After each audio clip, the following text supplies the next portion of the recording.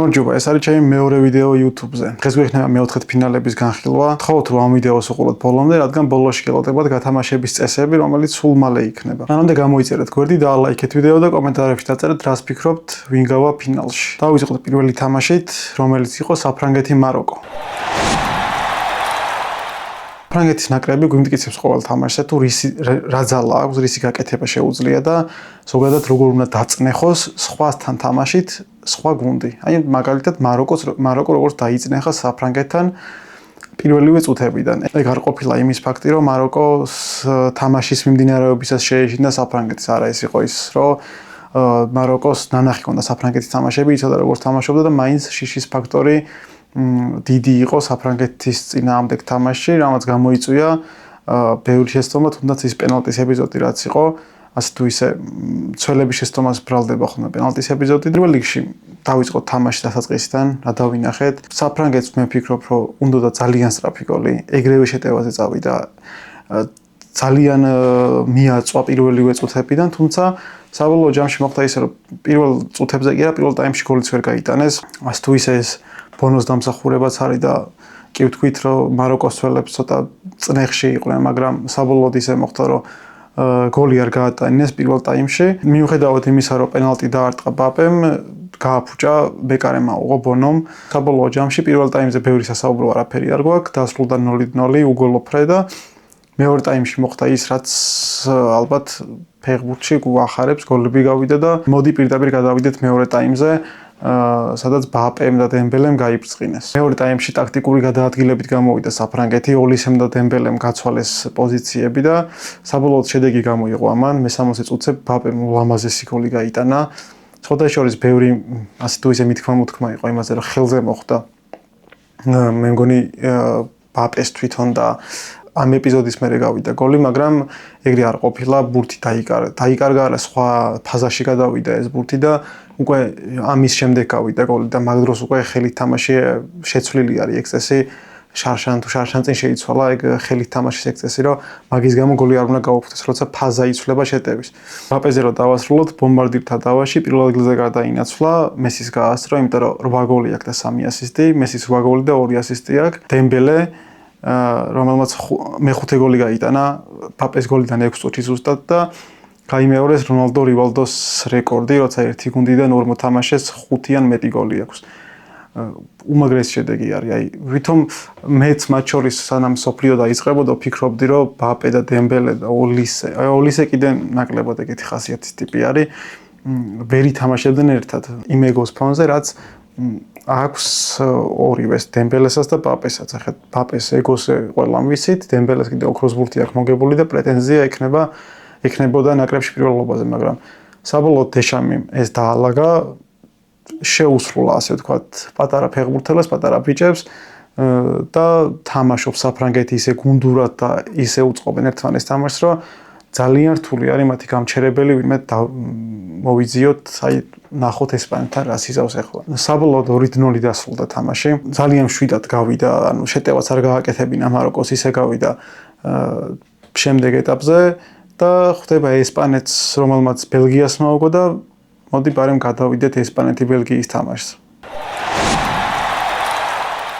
პირველი გაშვებული გოლი ტურნირზე. უბრალოდ წარმოიდგინეთ, 5 თამაში არც ერთი გოლი არ გაუშვია ფურია როხას. დელაფუენტეს ტაქტიკა რაც არის, რომ მოწინააღმდეგე გუნდს თამაში მოუკლას, ეგ ყველასთან ძალიან კარგად გამოუვიდა. მაგრამ ბელგიამ უპოვა სუსტი წერტილი და საბოლოოდ ერთი გოლი მაინც გაუტანა. ერთი გოლი გაუტანა კი არა, თითქმის ბოლო წუთამდე 92 წუთამდე ფრეს ეთამაშებოდა. მოდი პირდაპირ შევეხოთ ბელგიას. მე პირდაპირ ვიტყვი, რომ ბელგიისგან ის მოლოდინი არ მქონდა როგორც ადრე რა გუნდიც ყავდათ და თითქოს ეს თაობა ბელგიის ბოლო წუთებს ითვლიდა სანაკრებო ტურნირზე, თუ ეგრეც არის, მაგრამ არ მეგონა რომ ამ სიშორეზე გავიდოდნენ. მაქსიმუმ მერვეთ ფინალი იყო ჩემი ვარაუდი ბელგიაზე, იმიტომ რომ რამდენიმე ტურნირი როგორც ევროპა ისე მსოფლიო ჩააგდო ბელგიამ იმ ოქროს თაობის შემდეგ. რუდი გარსიამ უპოვა დელაფუენტეს ესპანეთს და სხვა გუნდებსაც რა თქმა უნდა, მაგრამ მე ახლა მეოთხე ფინალებზე ვსაუბრობთ. უპოვა თავისი სუსტი წერტილები და ეთამაშა ისე ღირსეულად, როგორც ესპანეთთან არ უთამაშია არავის. შეიძლება ახლა ბევრს ეწყინოს და გამინაწყენდეს იმის გამო, რომ პორტუგალიაზე უკეთესად ითამაშა ბელგიამ, ამას ვამბობ მე. მაგრამ ეგრეა რეალობა, ეგრეა. უფრო მწყობრი სტაბილური გუნდი იყო ბელგია, ვიდრე პორტუგალია ესპანეთთან. ხო, ისევ მიკელ მერინო, ისევ გმირად წოდებული ესპანეთისთვის და ბოლო წამების სუპერმენი, არ ვიცი, პორტუგალიასთან გამოვიდა 6 წუთში გოლი გაიტანა, გამოვიდა ბელგიასთან 2 წუთში გოლი გაიტანა, ორივე გამარჯვების გოლი იყო. რა ჯოკერი ყავს შემონახული დილაფუენტეს მიკელ მერინოს სახით, ორ თამაში ნახეთ უკვე. ყველაზე სამწუხარო ფაქტი და ყველაზე დიდი გავლენა რაც იყო ბელგია ესპანეთის თამაშზე იყო ტიბო კურტუას ტრავმა. ჩემი აზრით ესე არის, რომ ტიბო კურტუას საკმაოდ კარგი თამაში მისდიოდა მიუხედავად გაშვებული გოლისა, მაინც კარგი თამაში მისდიოდა. როგორც კი ტრავმა მიიღო მატჩის შუაში მე-60 წუთზე დაახლოებით და შეიცვალა, გამოვიდა მანჩესტერ იუნაიტედის 24 წლის მეკარე ლამენსი. და ასეთ შემთხვევაში ან შემცვლელი მეკარე გმირად გვევლინებ, ან კიდე პირიქით ისეთ შეცდომას უშვებს, რომელიც საბოლოოდ დამღუპელი არის ნაკრებისთვის ან კლუბისთვის და სამწუხაროდ მეორე ფაქტი მოხდა, შეცდომა დაუშვა, ბურთი ვერ შეიმაგრა კარგად და დასწრებაზე მიკელ მერინო პირველი აღმოჩნდა და გოლი გაუშვა. სამწუხარო ფაქტი არის კურტუამ, რომ ტრავმა მიიღო, ფიქრობ, რომ მსგავსი რაღაც არ მოუვიდო და ის გამოცდილების ამბავი არის, ნერვიულობის ამბავი იყო ლამენსის შემთხვევა, მაგრამ მე ფიქრობ, რომ ისწავლის, გაიზრდება და კარგი მეკარე დადგება. ამიტომ ბელგიას სანერვიულო არ იქნება ამის მერე არაფერი. საბოლოო ჯამში მშვენიერი თამაში გამოგვივიდა, მე ძალიან ვისიამოვნე ბელგია ესპანეთის თამაშს. მიუხედავად იმისა, რომ ესპანეთი მაინც ასე თუ ისე კლავს თამაშს, თავიანთი სტილი ეგ არის, რომ თამაში უნდა მოკლას.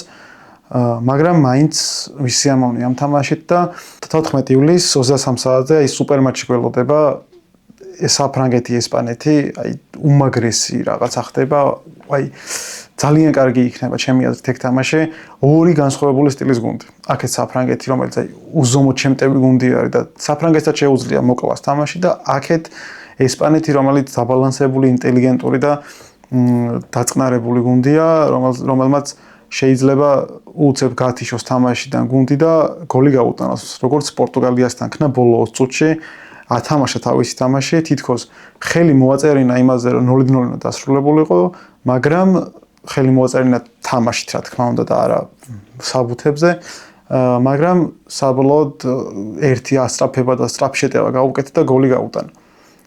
ნახოთ, დაველოდოთ სამშაბათს დიდი ალბათობით ეს ვიდეო სამშაბათს დაიდება.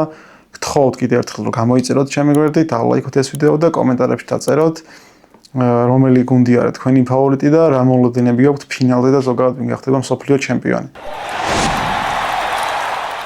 კარგი, გადავიდეთ შემდეგ წყვილზე, ვინც იყო ღამის თამაშები იყო, ასე ვთქვათ, შემდეგი დღის ინგლისი ნორვეგია. ნორვეგია ინგლისზე სიმართლე გითხრათ, ბევრი სალაპარაკო ასე თუ ისე არ არის, იმიტომ რომ მაინც საბოლოო შედეგი კი ჰალანდმა და ნორვეგიამ გამოაგდო ბრაზილია, მაგრამ ეს ის ბრაზილია არ არის, ჩვენ როგორი ბრაზილიაც გვიყვარს. საბოლოო ჯამში მოლოდინი მაინც ის იყო, რომ ინგლისი გავიდოდა და ესეც მოხდა, ინგლისი გავიდა შემდეგ ეტაპზე და ისევ ბელინგემის მაგია, რომლის ორი გოლითაც ინგლისმა მოიგო ეს თამაში და გავიდა ნახევარფინალში. აი ბელინგემის სახით, როგორც მაგალითად ჯოკერი ვახსენეთ მიკელ მერინოზე, ოღონდ ის სხვა სახის ჯოკერი არის, რა თქმა უნდა და შეცვლაზე შემოსული ფიგურა არის. ბელინგემის სახით ისეთი ჯოკერი ყავს ტუხელს ძალიან ცოტა ნაკრებს ყავს ეგეთი, აი კეინის უკანო თამაშობს და ისე იპარება საჯარიმოში, რომ ვერავინ ვერ ამჩნევს, ვერ აქცევს ყურადღებას ისე და ანუ საკმაოდ ლაღად თამაშობს მეტოქის საჯარიმოში ნახევარმცველი. მაგის შედეგია ის, რომ უკვე მე-6 გოლი გაიტანა და ბომბარდირთა თავში კეინს დაეწია, მეორე დუბლი შეასრულა და ასე თუ ისე მოსაზრებები წარმოიშვა მაშინ ალბათ ეგრე ქონდა გათვლილი მე მგონი პერესაც მადრიდის რეალის მფლობელს და პრეზიდენტს, რომ 5 ნომერი რომ მისცა დაახლოებით ზიდანის ტიპის ფეხბურთელი არის და ზიდანს ადარებენ უკვე ძალიან ხშირად.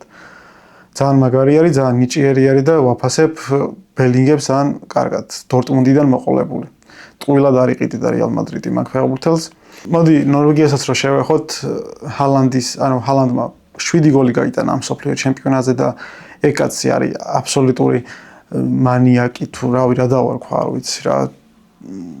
სერიოზულად აი გაურკვეველი ფაქტი, ამოუხსნელი ფაქტი არის 25 წლის ბიჭი რა 51 თამაში აქვს ჩატარებული ნაკრებში, 52 უკვე და 64 გოლია გატანილი. თუ 64 გოლია გატანილი. აი ვინმე გახსენდებათ ეგეთი 25 წლის ასაკში ნაკრებში რომ ამდენი გოლი ქონდეს გატანილი. მე პირადად არა ვარ. სიმართლე გითხრათ ჰალანდის შემთხვევა მე ცოტა მაფიქრებდა, იმიტომ რომ ცოტა ზლატან იბრაგიმოვიჩის ისტორია უნდა გამეორებულიყო. იმის გამო რომ ნაკრებში წარმატებას ვერ უნდა მიეღწია იმ დონეზე, რა დონეზეც იმსახურებდა ეს ორი ფეხბურთელი. ნუ ჰალანდი კიდე ითამაშებს, რა თქმა უნდა, შემდეგ მსოფლიოებს, მაგრამ ნუ ზლატანის შემთხვევა რატო? ზლატანი იყო ისეთი ფიგურა და ისეთი ფორვარდი, რომ იმსახურებდა ბევრ ტიტულს, მათ შორის სანაკრებოსაც, მაგრამ როცა შენი ნაკრები ვერ გიბავს მხარას და არატრადიციული გუნდი არის ტიტულების მოგების მხრივ ნაკრებზე მაქვს საუბარი, ცოტა იჩაგრები შენც. მაგრამ ნუ დაჩაგვრა რომელია ნორვეგია მეოთხედფინალში გავიდა, ჰალანდმა 7 გოლი გაიტანა და ინგლისთან დიდ ბრძოლაში გამოვარდა. ექსტრა ტაიმების 93 წუთამდე ფრეს ეთამაშებოდა. თან უგებდა ინგლისს. ერთ სიტყვით წარმატებები ჰალანდს, წარმატებები ნორვეგიას, კარგი ნაკრები ყავდა და იმედია უფრო კარგები დაგვიბრუნდებიან ევროპის ჩემპიონატზე და შემდეგ უკვე მსოფლიოზე, იმიტომ რომ ხელწამოსაკრავი გუნდი ნორვეგია ნამდვილად არ არის. საბოლოო ჯამში 2-1 მოიგო ინგლისმა ბელინგემის დუბლით. მძიმე თამაში იყო ასე თუ ისე, მაგრამ ცირედი უპირატესობა მაინც ჰქონდა ინგლისს. თანაბარი თამაში იყო, აქეთ-იქით ჩეტევები, მაგრამ აი მცირედი უპირატესობა ჰქონდა ინგლისს და XG რო ავიღოთ გოლების გატანის ალბათობა 1.06 ჰქონდა მე მგონი ინგლისს და 0.64 ნორვეგიას. მაგრამ მაინც ბრძოლა იყო, მაინც 120 წუთი ითამაშეს და ლოგიკური შედეგი დასრულდა. მოდი აი რაც გვინდოდა დიდი ალბათობით უმეტესობას თუ ახლა ინგლისის ჰეითერი არ არის ვინმე, უმეტესობას უნდა რომ ინგლისი გასულიყო. და მივადექით უკვე მეოთხე თამაშს, მეოთხე ნახევარფინალისტს და ჩემს მტანჯველს მიხვდებოდით ალბათ ამაზე. ყველაზე დიდ ტანჯვას ვის თამაშებზე ვიღებ, განა იმიტომ რომ გულშემატკივრობ. იმიტომ რომ მაგათ ტანჯვის გარეშე თამაში არ შეუძლიათ და გულშემატკივრების წვალების გარეშე. არგენტინა შვეიცარიაზე მე მოლოდინი მქონდა რომ არგენტინა გამოვარდებოდა. გამომდინარე იქიდან რომ კაპოვერდესთან და ეგვიპტესთან მაგათმა როგორც ითამაშეს, შვეიცარია იგივე შეცდომებს არ აპატიებდა. მაგრამ მოდი თქვათ რომ გაუმართლა არა გოლის გამართლება არ არსებობს, ნუ რა განსაკუთრებულ შემთხვევებში თუ არ ჩავთვლით, სტანდარტულიდან გოლი შეაგდეს, ვალტერ სამუელს ულოცავდა მთელი არგენტინის შტაბი, იმიტომ რომ დიდი ალბათობით სტანდარტულებზე ეგ მუშაობს და მაგას ევალება ტაქტიკის მოფიქრება. გოლი რო გაუტანეს, არგენტინას იმის მერე არაფერი არ გაუკეთებია საერთოდ. 1-0 იყო, ბურთი მისცეს შვეიცარიას და ფიქრობდი რომ თითქოს ააკეთებენ იმას, რომ აი შვეიცარია ბურთით ვერ ითამაშებდა. თუმცა საბოლოოდ მოხდა ისე, რომ შვეიცარიამ ბურთით ძალიან კარგად ითამაშა, შეტევები გაუკეთა. ნუ პირველი ტაიმი 1-0 დასრულდა. როგორც კი მეორე ტაიმში ისევ იგივე შემადგენლობით გამოვიდა არგენტინა და არაფერ შეცვლას არ აპირებდა.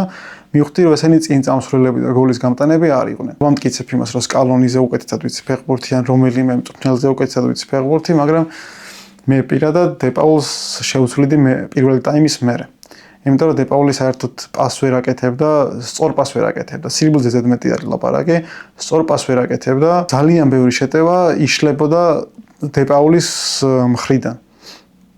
და რომ დავაკვირდეთ შეფასებებში, 6 და 1 ჰქონდა დეპაულის შეფასება თამაშის ბოლოს და ძალიან დაბალი შეფასება არის ეგ, ანუ როცა არგენტინას, ანუ როცა თამაშს იგებ და არგენტინა ხარ შვეიცარიას რო მოდი ლოგიკურად თქვა და პრაგმატულად ვილაპარაკოთ, რომ შვეიცარიას ბევრად ჯობია არგენტინა, მაგრამ ეს არ გამოჩნდა. ეს მსოფლიო ჩემპიონატი არის, მეოთხედფინალია და იქ შენ არც ერთ შეცდომას არ გაპატიებენ. ამიტომ მე დეპაულს შევცვლიდი პირველივე ტაიმის შემდეგ. თუმცა არ შეცვალა, გამოვიდა ისევ იგივე შემადგენლობით. შეუტია შვეიცარიამ მეორე ტაიმში ბურთი ეჭირა, გაუთამაშეს ისევ არგენტინისთვის მარჯვენა ფლანგიდან, მოლინა და დეპაული, მან გაათამაშეს ბურთი, გოლი გაიტანეს. 1-1 გახდა. გოლი გაიტანეს სადღაც 66-67 წუთზე და იმის მერე არგენტინას 5 წუთი არ შეუტევია. ვერ უტევდა. რაღაც მომენტები ჰქონდა, მაგრამ განსაკუთრებული არაფერი და მივადექით იმ მომენტს, რომელიც დღემდე ყველაზე საკამათო არის მაგ თამაშიდან. ემბოლოს წითელი ბარათი და ემბოლოს გაძევება. მოდი ავხსნათ, მე რამდენიმე გადაცემაში ვნახე რატომ ის ემბოლოს წითელი ბარათი არ იმსახურებდა. ხო, შეიძლება მეც მაქვს ეგეთი ვიდეო ჩაწერილი, რომ არ იმსახურებდა წითელ ბარათს, რომელიც TikTok-ზე დევს და გამოიწერეთ ჩემი TikTok გვერდით. არ იმსახურებდნენ ადამიანური თვალსაზრისით, მაგრამ სუფთა წესებით ემბოლო იყო საწითლი. ის ცრემლები და რაღაცა იყო თავის დადანაშაულების შემდეგ, როცა მიხვდა, რომ რა მიქარა და რა შეცდომა დაუშვა, მაგიტო ატირდა, თორე ის არ ყოფილა, რომ წითელ ბარათს ენერგიულად რატომ მომწეს წითელი ბარათი, უბრალოდ თავის შეცდომა და თავისი მიქარული გაიაზრა და აღიარა თავის თავთან. როცა ფეხბურთელს მით უმეტეს პარედეს, რომელიც ჩამშლელი არის და ნახევარმცველი არის, აყვითლებინებს სიმულაციით, პირდაპირ შევხედოთ, პარედესი იყო ერთადერთი ფეხბურთელი, რომელიც არგენტინაში თამაშობდა. და იმ ფეხბურთელს აყვითლებ, მით უმეტეს ჩამშლელს და ჩამშლელს რო ყვითელი ბარათი აქვს, მოდი თქვათ, რომ ცალი ფეხი წითელ ბარათთან აქვს რა, ყველაზე ეგრი არის, მაგრამ ჩამშლელი უფრო ახლოს არის მაგასთან. იმიტომ რომ თუნდაც დარღვევის ხარჯზე უწევს შეტევების მოგერიება მოწინააღმდეგე გუნდის. თან რეალურად რო ავიღოთ ის, რომ უბრალოდ გადამხტარი იყო და რაღაცა იმდენად მსახიობურად და იმდენად გამაღიზიანებლად გააკეთა ეგ, რომ აი ეს ჰაერში დატრიალდა და იყვირა და გადახდა, მე მეგონა რომ ვარზე რო წავიდა მსაჯი, მე მეგონა რომ პარედესზე ამოწმებდნენ წითელ ბარათს.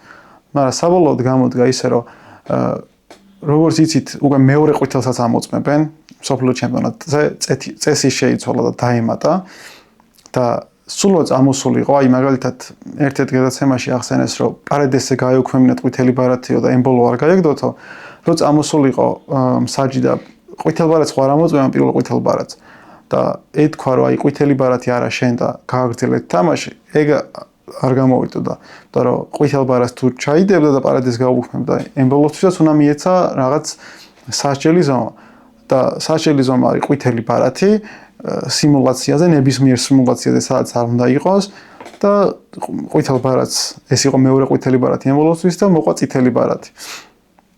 ამის შემდეგ შვეიცარია საერთოდ გაითიშა, საერთოდ გაქრა თამაშიდან, მაგრამ რაღაც შეტევები მაინც ჰქონდა. თუმცა ისეთ სახიფათო განსაკუთრებული არაფერი. საბოლოოდ მივედით აქაც ექსტრა ტაიმებამდე, ისევ მესამე დამღლელი თამაში იყო არგენტინისთვის.